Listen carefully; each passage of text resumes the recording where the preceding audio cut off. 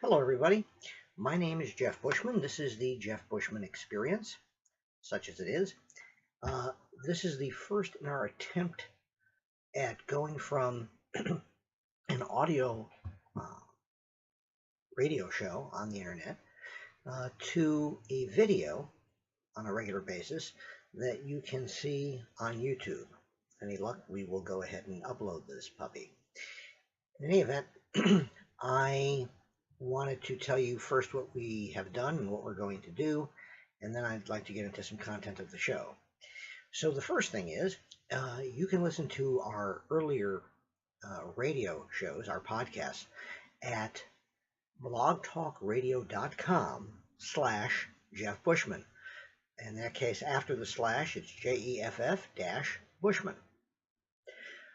I am looking at the video that this is producing, and I'm seeing that it is not moving smoothly. So I'm not sure whether this is going to be the format we're going to follow, but for now, here it is.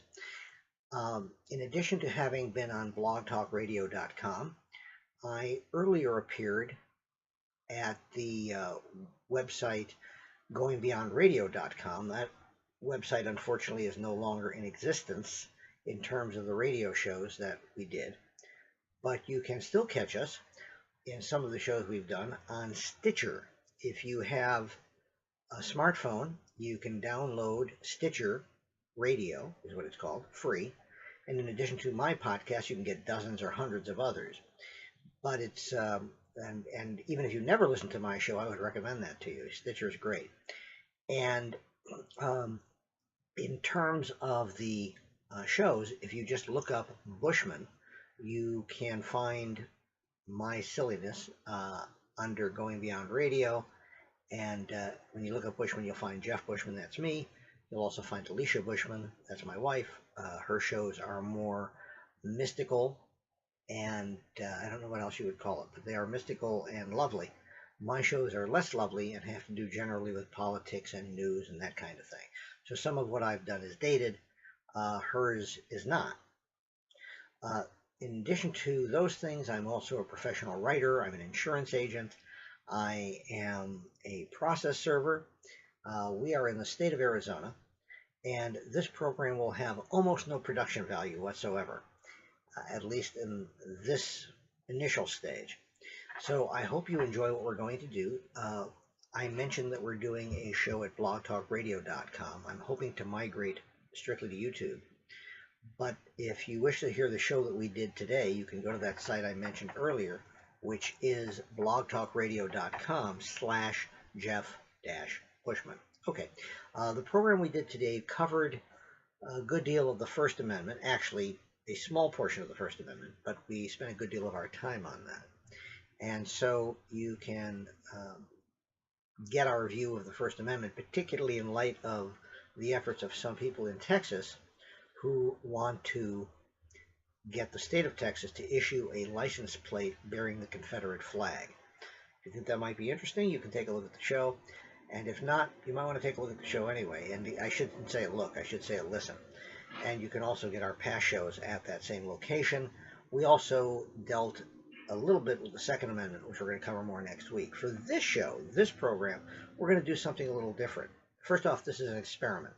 So instead of doing the same thing, which I was initially going to do, and we may cover some portion of the Bill of Rights next week, we're going to talk about this week in history. And the reason we're going to do that, besides the fact that it's really easy for me, is that when we talk about significant occurrences that have taken place in history on dates that are repeated this week, we can talk about some of the things that may have political effects today. My background, besides having graduated as a poli-sci major, well, actually not, but that's another story. Having been a poli-sci major who kind of minored in economics, I also am a law school dropout. So that combination gives me some insight, and you may disagree with me, of course, and you may even disagree that I have any insight whatsoever, but that's, of course, your choice. My politics are generally progressive or liberal. And I'm in Arizona, as I mentioned. Liberal is kind of a dirty word here. This is a very, very red state. And so you don't wonder that's tea. Very weak iced tea. So we're going to cover This Week in History on this show and talk about those events. Pardon me, I told you there'd be no production value, such as clearing my throat. And so we're going to talk about that in a minute. And the hope is to add interviews through the method of Skype. So as soon as I figure out how to do that, how to add Skype conversations to the video, whether the conversations are video or audio only, we will do that and frankly make the show vastly more interesting. On our old Going Beyond Radio show, we did a number of interviews, and we've interviewed authors, we've interviewed scientists, politicians, professors. I think I mentioned scientists, but a lot of people. We even interviewed a journalist in India who has since won some big prizes because of what he has done there, rather than because he appeared on our show. But most of our guests, most of our interviews have been with authors who, of course, are usually touting their books, but not always. We've also had a naturopath on the show several times and hope to get her back once we figure out the mechanism of doing that. If you would like to help us by telling us what the mechanism for that would be, feel free to drop us a note at tjbradio@gmail.com. Again, TJB like Tijuana Brass, TJ, did I do that backwards? J, there you are. B, I'm not going to bother with that. radio@gmail.com. And occasionally I even check that email box. So there you are. Anyway, let's talk about This Week in History. Let's get right into it, with one exception. If you would like to check out the books that I've written, pardon me one second, I'm going to bend down to pick up my pen. You will see the chair and the curtain. Hello, I'm back. I have written 3 books which appear on Amazon, and I also write for a local magazine here in town. And if you'd like to see those books at Amazon, the easiest access point is located at bushmanbooks.blogspot.com. Bushman again, spelled like an Aborigine, Bushman, bushmanbooks.blogspot.com. Okay, let's talk about This Week in History. We are doing this video on April the 5th, 2015, if you're keeping track. And so I want to go back to yesterday's date, and then we'll proceed somewhat forward and go from there. And let's talk about some of these dates. First off, let's go to April 4th. Many of you know yesterday was a historic day. If you didn't know it before yesterday, you know it because you probably heard it on the radio and saw it on television. Yesterday in 1968, April 4th, 1968, was the day Martin Luther King Jr. was assassinated in Memphis. The person who was convicted of that shooting, primarily because he confessed and pled guilty, and I expect he was in fact involved, at least in the crime, was James Earl Ray, and he was convicted of that and ultimately died in prison. Interestingly, Dr. King was very young when he was shot and killed. Keep in mind that he had been very active, at least since the 50s, in the civil rights movement. And when he was in Memphis, he actually wasn't so much involved, well, he was involved still, but he wasn't there for a civil rights activity. He was there to help support some sanitation workers in their efforts to unionize and get better wages and, more importantly, better treatment. He was killed while there, as said. What I was going to say is he was, at the time of his death, only 39 years old. Now, to some of you, that probably seems old, but to me, you'll notice the receding hairline. To me, that seems fairly young and enormously young for the position he had reached at the time of his death. 39 years old in 1968. He would be, let's see, 47 years older. Yeah. So he'd obviously be very old, but still, that would be 86 years old, which is pretty old, but he'd only be 86, and he was killed when some of the people who were watching this weren't born yet, but many of us were alive. I was a kid, but that just seems real strange. Okay, that was in 1968. Also, um, in 1981 on April 4th, Susan Brown led a crew team at Oxford University to victory. And the reason that's notable is because she is considered the first female cox in the history of the Oxford versus Cambridge University boat race. She was a cox. Okay. We do not comment further. Also, in terms, April 4th was a weird date. In 1979, the then already former President and Prime Minister of Pakistan was assassinated. That was, he wasn't assassinated. Well, he kind of was assassinated, but I should have said he was killed. He was hung because he was convicted of ordering the assassination of a political opponent. I honestly don't know whether he did it. I don't know even if there's a lot of controversy about that, although I do know that his daughter claimed he was wrongfully convicted. I'll talk about his daughter in just 1 minute. But that was in Pakistan, and it was, I can't pronounce his first name, but I'll try. Zulfikar, I think I got that right, Ali Bhutto. Bhutto had been Prime Minister of Pakistan and was hung in 1979 on April 4th because of being convicted of killing a political opponent. Of course, at the time that he was tried and convicted, the opposing group in Pakistan was then in power. What a surprise, right? His daughter was involved in self-exile when that same grouping of people in Pakistan was in power again. When she was an adult, she had been prime minister as well, much later, of course. And when she returned to Pakistan to attempt to run for prime minister again, she was assassinated. So lots of death in the Bhutto family, lots of death in Pakistan. Politics can be a really dangerous business.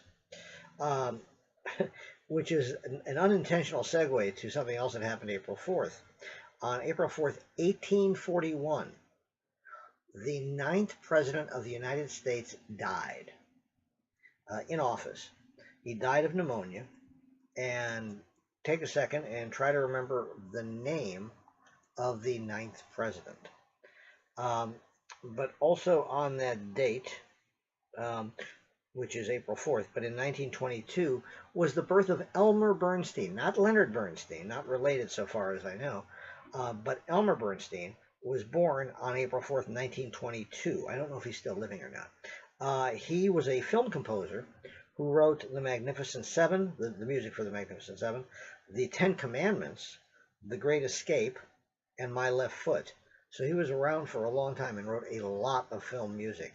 Getting back to the 9th President of the United States, William Henry Harrison, whose nickname, by the way, was Tippecanoe. As in Tippecanoe and Tyler too. Tyler, as you might have guessed, was the 10th president because he was elected vice president when Harrison was elected president. And Tyler took office on Harrison's death. Interestingly, it was 31 days into the term that Harrison died, but he never really did much as president. I don't mean he was unsuccessful. I mean he was sick. On Inauguration Day, which in those days was March 4th, pardon me, I'm taking another drink.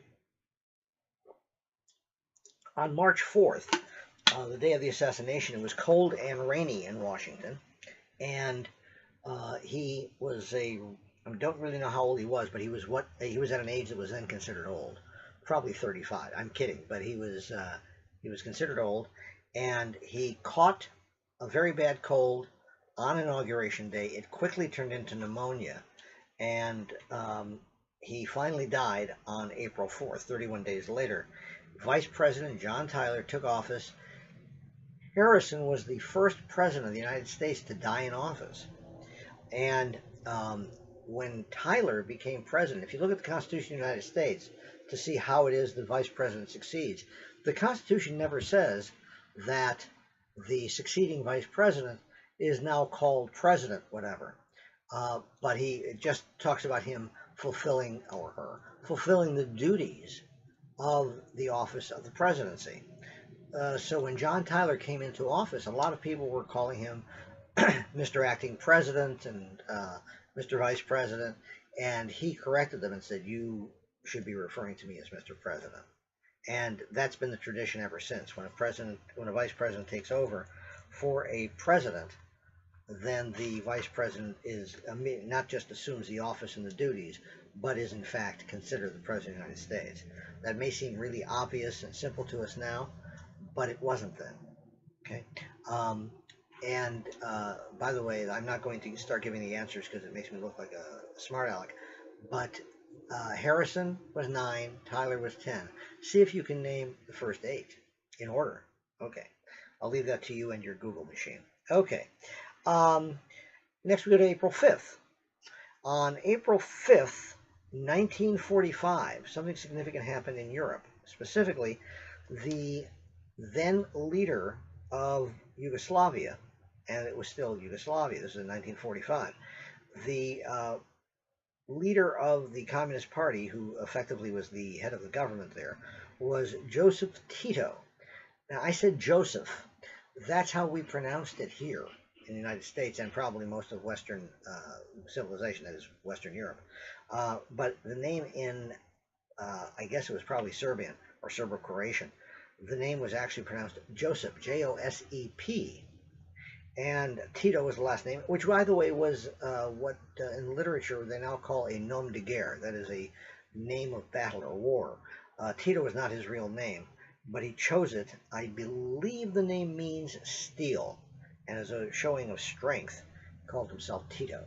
But at that time, April 5th, 1945, Tito signed a friendship treaty with the Soviet Union, which allowed troops to enter Yugoslavia. And what they really did at that point was to cement his position of leadership in Yugoslavia. I was speaking actually to a friend of mine, not knowing I was going to be covering this day tonight. I was talking to a friend of mine earlier today about Tito and how what he did was unusual in the 50s and 60s vis-a-vis the Soviet Union. Tito was a communist, but he was not really part of the Soviet orbit in those later years, as were, for example, Hungary, Czechoslovakia, and so forth, because he tried to play the Soviet Union against the United States and other Western powers, and he tried to tread what might be called a third path. That is somewhere between the Soviet Union and the United States, though he was a communist. And by the way, he was a pretty tough mother. He, I don't know how many people he necessarily killed, but he ruled Yugoslavia with a pretty iron hand, or steel hand. And what he did was he brought together some warring ethnic groups and warring states, I guess you would call it, or provinces, to form and maintain that country, Yugoslavia, to which we now refer as the former Yugoslavia. The reason we do that is because the sections of Yugoslavia each became their own little nation state. You have, I'm going to miss some, you have Serbia, you have Croatia, you have Montenegro, and I'm sure I missed something. But there are, all of those places are now, I believe Serbia and Montenegro are together, but Croatia is separated, and there's, as I say, 1 or 2 more that I missed, maybe more than that.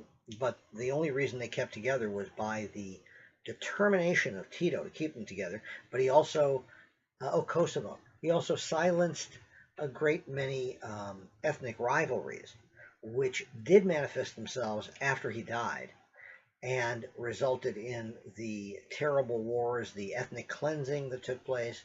And now the former Yugoslavia is relatively peaceful, but it's no longer together. And again, the date of April 5th, which is today's date as we do this video, was the anniversary of when Tito invited the Soviet Union into Yugoslavia. And as said, it helped cement his leadership, or his power. On April 5th, 1995, Israel launched its first spy satellite. It was called, I'm going to spell it in the transliteration to English, OFEK 3.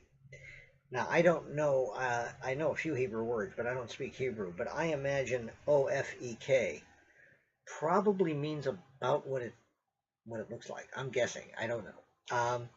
OFEK 3. Anyway, that's what it was called, and it was launched in 1995. And you know that I only chose that specific occurrence in history so I could make that reference. Okay. Something really interesting about birthdays, that is, now obviously when someone was born, but I mean in terms of the different years. But on April 5th, a number of different actors and other famous people were all born, and it's just like rather remarkable. In 1900, it was Spencer Tracy. 1908 was Betty Davis. I don't know if they ever appeared in a movie together, but they had the same birthday, though different years. 1916 was Gregory Peck. And in 1937, not a movie star, but kind of a rock star politician, Colin Powell, 1937. All of those people were born on April 5th, which is, I say, is rather unusual. Finally, on April 5th, in 1958, North America's largest known non-nuclear commercial explosion. It's kind of a rather fine hair-splitting. Largest known non-nuclear commercial explosion. These technicians detonated, excuse me, more than 2.75 million pounds of high explosives to destroy a peak of a submerged mountain, which is obviously unusual. Pardon me. The peak, which was between Vancouver Island and British Columbia, was a navigation hazard. It had caused the grounding or sinking of 120 different vessels over time. So in 1958, they just sheared it off with explosives. High technology. We are, as I said, are going to, in future weeks, expand this program. We've been on for 22 minutes right now, but we are going to we're almost certainly going to do more than 30 minutes today. When we expand into the interview section, and we will be talking about the kinds of things we talk about on the radio show, plus This Week in History, obviously we'll go longer than even that. But if you'd like to make some suggestions, or you would like to discuss with us something that you heard or saw today, please feel free to let us know. Again, you can email us at tjbradio@gmail.com, or you can tune in to the Blog Talk Radio show. We're going to be continuing to do that half hour for a while. We will ultimately reduce that to 15 minutes and use it essentially as a promotional spot for this program. But if you care to join us on the live broadcast of that program, you can do so. Again, it's blogtalkradio.com, and we air that show live. You can, again, always have it in podcast, but we air that show live on Sundays at 6:30 p.m. Eastern Time. If you really want to be bored, you can tell me, and I'll explain the time zone issues, which are a little bit problematic in Arizona because we don't do daylight savings. I'm convinced that the reason we don't is that the Arizona legislature has always considered it a possible communist plot. Did I mention they were kind of conservative? Yeah. Okay, let's return now. I feel like I'm doing Masterpiece Theater. Let us return now. That's not the right show, but there's some program that was on PBS where some guy would open a book and start reading poetry. I won't do that, I promise. I hate poetry. I should say I hate poetry except for limericks. And I'm not about to do limericks on this video because we want it to be G-rated, other than the Israeli satellite name. Okay. It's very helpful if you're looking at a book. By the way, these are all from a book that was inspired by the History Channel. It's called Today in History, and it goes day by day through 366 days in a year, and then shows what's there. And I have picked out certain selections because I thought they were interesting or amusing, and allowed us to talk about subjects related to those occurrences rather than just the occurrences themselves. So let's do that now. Tomorrow, in terms of when we're broadcasting, although if you are, no, it's still early enough. No, it's not not April 6th yet, as we do this video. Nobody does tape. Anyway, on April 6th, 1917, the United States formally entered World War I when the House of Representatives finally passed a declaration of war on Germany. Pardon me. The reason that's somewhat interesting, actually, there's several reasons that's interesting. First off, it means the Senate had passed it first, because both houses of Congress have to engage in a declaration of war. That is, on those occasions that Congress actually engages in a declaration of war, we've only done that, I think, twice. Because we didn't do it in Korea or Vietnam or any of the things we've done over the last 15, 20 years. The last time we declared war, I'm virtually positive, was World War II, and the first time was World War I. Actually, I shouldn't say that. We may well have declared war. In fact, now that I think about it, we did declare war in the War of 1812. May have even done it in the war against Mexico, but I'm not sure about that. Ditto the Spanish-American War. I take back what I said about it only being twice. Clearly, I'm wrong. But the 2 times in the 20th century, well, yeah, the 2 times in the 20th century were for World War I and World War II. In World War II, there was one voter, one member of Congress who voted against the war.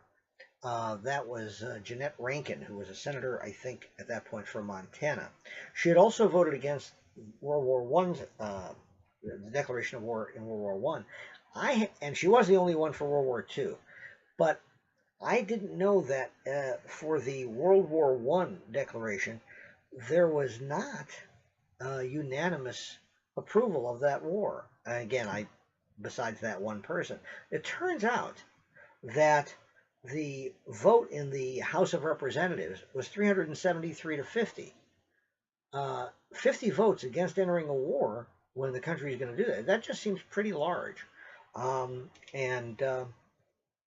you are. But World War I was entered into by the United States on April 6, 1917.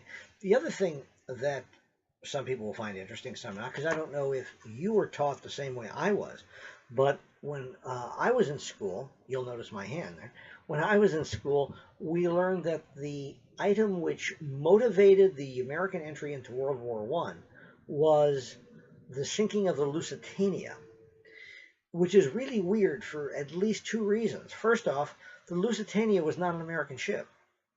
That's right, boys and girls, it was British. I believe there were some Americans aboard, but they, being the Germans, had been sinking British shipping for a very long time. Why it was that the sinking of the Lusitania motivated that, I'm really not sure. Why that ship as opposed to those that went before. The second reason I'm not surprised, but find that odd, is the Lusitania was sunk in 1915. We didn't enter the war until 1917, and we got out. I mean, our involvement in the war was relatively short when compared to that of the Allied powers in World War I. By the way, there were some strange lineups that were a little different. And by the way, first let me get to World War II's declaration. In World War II, we were bombed on December 7th. Some people were bombed on December 31st, but that's another story. But no, but more seriously, the country was bombed on December 7th, 1941, through Pearl Harbor. And we declared war on December 8th, went to war immediately, probably had no choice. But the fact is that that was an immediate occurrence and obviously was a reaction to the bombing of Hawaii, which was then an American territory. In World War I, if the purpose or the reason, the motivating factor in our involvement in the war was the sinking of the Lusitania, why did it take 2 years? And again, it wasn't even an American ship. I don't know the full story of World War I, and as we are taught it in school as we go through, I don't think we get a very clear picture. I will tell you that in Europe, Western Europe, World War I was far more devastating. Pardon me. As a matter of fact, I believe it was Harold Macmillan, who was the Prime Minister of England in the early 1960s, late 50s, early 60s, who said the only reason he became Prime Minister was, as he put it rather humbly, is because all of the men of quality of his age had died in World War I. So it really was a pretty devastating war. Okay, that was about all that happened of great interest on April 6th. On April 7th, we have a couple of things that might be interesting. For one thing, it was the first telecast on April 7th of both image and sound, so that's clear. Prior to that day, and I haven't given you the year yet because I want you to guess, and I think it'll flip you out. Okay. Pardon me. Prior to that telecast of sound and image together, there had been a number of telecasts of just picture. And of course, there was lots of radio prior to that. But this was a telecast which merged sound and picture. I have no idea how this video is working, so I don't know if we're doing the same thing or if it's slightly off kilter. But that was the first one. Excuse me. It was on April 7th, and the year was 1927. Yeah, weird, right? 1927, by the way, speaking of connections, was an interesting year because in addition to that occurrence, two other big deal occurrences took place. One wouldn't be that big a deal if you weren't a sports fan, but one was significant, and regardless of whether you're a sports fan, and one pretty much only if you are. The one that was significant to non-sports fans was the flight across the Atlantic. I don't remember the date in 1927, but it was in 1927. That was the first solo flight from New York to Paris, and it was made by Charles Lindbergh, who later became a Nazi sympathizer. Nice fellow. But that was Charles Lindbergh. And 1927, as said, was also the date, in this case on April 6th, of the first telecast which merged sound and image. By the way, I apologize for my voice, which I'm losing. And then again, who wants it really? April 6, 1953, Dag Hammarskjöld was elected Secretary General of the United Nations, and I'm pretty sure he was the second Secretary General. The guy before him is a name that I vaguely remember. If I heard it, I would know it. But he was not Secretary General very long. Hammarskjöld was Secretary General for a number of years, dying in a plane crash when he was trying to bring peace to what was then the Belgian Congo. That, I think, occurred in 1961, though don't quote me on that, and why would you? But he became Secretary General in 1953. What I did not know is that he had prior to that been Prime Minister of a country, and I will let you guess for a moment what country that was.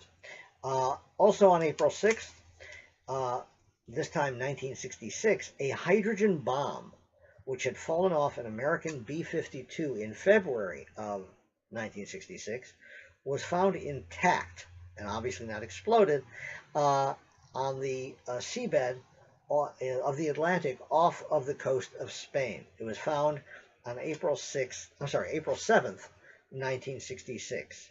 The country of which Dag Hammarskjöld had been Prime Minister was Sweden. Interesting to me is that a number of countries are pronounced or named differently from the way we pronounce them in English. I mentioned Sweden. That is, in Sweden, the name of the country is spelled, which is my way of telling you I'm not sure how it's pronounced in Swedish, spelled S-V-E-R-I-G-E, something like Sverige, okay, or Sverige, I don't know. That's how Sweden is spelled in Sweden. Similarly, Austria is pronounced Österreich, or spelled that way anyway, Österreich. I don't speak German, is it obvious? O-S-T-E-R-R-E-I-C-H. Why the word Reich is in there, I don't know. But then Robert Reich was Secretary of Labor, and he seems okay. That's Austria. Another one which is weirder to our ears is Finland. Finland is spelled in Finland, and pronounced differently, obviously, S-U-O-M-I, Suomi. That's Finland. Okay, moving right along, let's look at April 8th. On April 8th, 1892, America's Sweetheart was born. She was a silent film actress, and she starred in Rebecca of Sunnybrook Farm, among other things. And of course, I'm referring to Mary Pickford. Question for you. First, let me tell you a fact. Oddly enough, America's Sweetheart was not born in the United States. In what country do you think she was born? I promise we'll come back to that. Okay. On April 8th, 1963, was the birth of Julian Lennon, son of John, and not Yoko. As a matter of fact, John Lennon's first wife, whose name I obviously don't remember, and who is Julian's mother, just died about a week ago of some kind of cancer. She had been married to him until he got together with Yoko, at which point that marriage pretty much ended. Okay, Mary Pickford, for those who haven't Googled it or don't or have already made their guess, was born in Canada. Okay, we're not going to do the kazoo, so forget it. On April the 8th, 1974, a baseball player. Oh, that was the other thing in 1927. Duh, a baseball player. We had talked about 1927 earlier as the first simultaneous telecast of image and sound, and Charles Lindbergh's flight. In 1927, the other thing that happened was that's the year that a then record was broken in baseball for home runs. It was the year that Babe Ruth hit 60. And that record stood basically until 1961 when Roger Maris hit 61. And then that was broken as well. But by that time, I was no longer a baseball fan, so I can't possibly tell you. I think it was broken by either Sammy Soto or by somebody whose last name was McGuire. I'm sure it was McGuire, or Soto, but I don't remember who broke it, and I think the other one broke it the following year or 2 years later. So those of you who are baseball fans, please forgive me. I'm not sure of any of that. In any event, on April the 8th, 1974, that record of Babe Ruth's, or not that record, but another record of Babe Ruth's was broken. It was broken by Henry Aaron, who was then with the Atlanta Braves. He was earlier with the Milwaukee Braves, and he would have stayed with them, but the Milwaukee Braves moved to Atlanta. So the whole team moved, and so he was with the Atlanta Braves, and I think he finished out his career with the Milwaukee Brewers. Again, not certain of that, but I'm pretty sure that's right. I know that at least one person that I know who is probably watching this video knows for sure whether I'm right or not. And he'll tell me, I'm quite sure. But anyway, Hank Aaron, Atlanta Braves, on April 8th, 1974, hit his 715th career home run. He hit many more after that, or several more after that. And but in 1974, by hitting 715, he beat Babe Ruth's record. Babe Ruth's record, as you might have guessed by now, was 714. And that's, one other thing on April 8th. In 1953, Jomo Kenyatta of Kenya was convicted by the British rulers of that nation for leading the Mau Mau Rebellion, which was a rather extreme group that was in fact rebelling against England. However, Jomo Kenyatta was actually a very nonviolent advocate of independence and was not really involved in the Mau Mau Revolution. But nonetheless, he was put in prison for 9 years, from 1953 to 1962. And a couple of years after he came out, in 1964, he was the first president of what was then a newly independent country, Kenya, which is also the country in which Barack Obama was not born, but his father was. That's Kenya. The last date we're going to use today is April 9th. And April 9th, a great many things happened. We'll be brief. We have been doing this video for about 39 and a half minutes. So to go beyond April 9th, it would just be subjecting anybody who's still watching to torture. And that's been made illegal by the Geneva Convention, although it was made legal again by Dick Cheney. Okay, April 9th, in 1865, General Robert E. Lee surrendered to Grant Ulysses S. Grant, at Appomattox, the Appomattox Courthouse. It was at that time that the South surrendered to the North. 5 days later, Abraham Lincoln, President of the Union, President of the United States, would be shot and killed by a Southern sympathizer. He may have even been a Southerner. I'm not sure whether Booth was a Southerner or not, but he certainly sympathized with the South. And it was in reference to that war and the devastation of the South that Booth felt compelled to kill Lincoln, and although he also tried to kill a couple of other people in the administration and failed, thankfully. On April 9th, the two-way video phone was demonstrated with a call placed between Bell Labs and AT&T, both in New York City. Bell Labs, by the way, was a division of AT&T. It later was later called something else and ended up being Lucent Technology. And I don't know if it exists today, and if it does, what it's currently called, but it became Lucent. And anyway, that video phone was demonstrated on April 9th, 1930. A lot of the technological advances we know of and assume to be rather modern, in fact, have a rather long history, but they never became commercial products for a number of years, so most of us never knew of them. I also remember as a child going to Disneyland in Southern California and seeing video calls, having video calls in the AT&T area between two people. You could call someone on another phone within a very small area. It really wasn't a phone call, but you actually had video of each other. Now we call that Skype. But at that time, everybody knew it was just going to happen and become commercial, and everybody was going to be involved in video calls. Even today, video calls, although it happens more frequently with things like Skype, are still pretty rare. Most people really don't want to be seen automatically when they're involved in a phone call. And with the way most people look, we can certainly understand that. On April 9th as well, Marian Anderson sang at the Lincoln Memorial in Washington, D.C.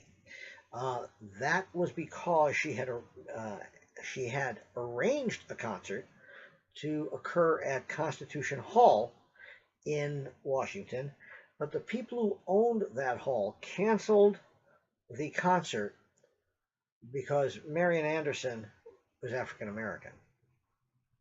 So Eleanor Roosevelt arranged for the concert to be given at the Lincoln Memorial, and because of the controversy, the crowd at the Lincoln Memorial was far greater than it would have been at Constitution Hall. Constitution Hall, so you know, is not a government-owned building. That was owned by the Daughters of the American Revolution, the DAR. The DAR considered themselves more American than George Washington because they had ancestors who fought in the American Revolution. That was a requirement, and probably still is, to join the DAR.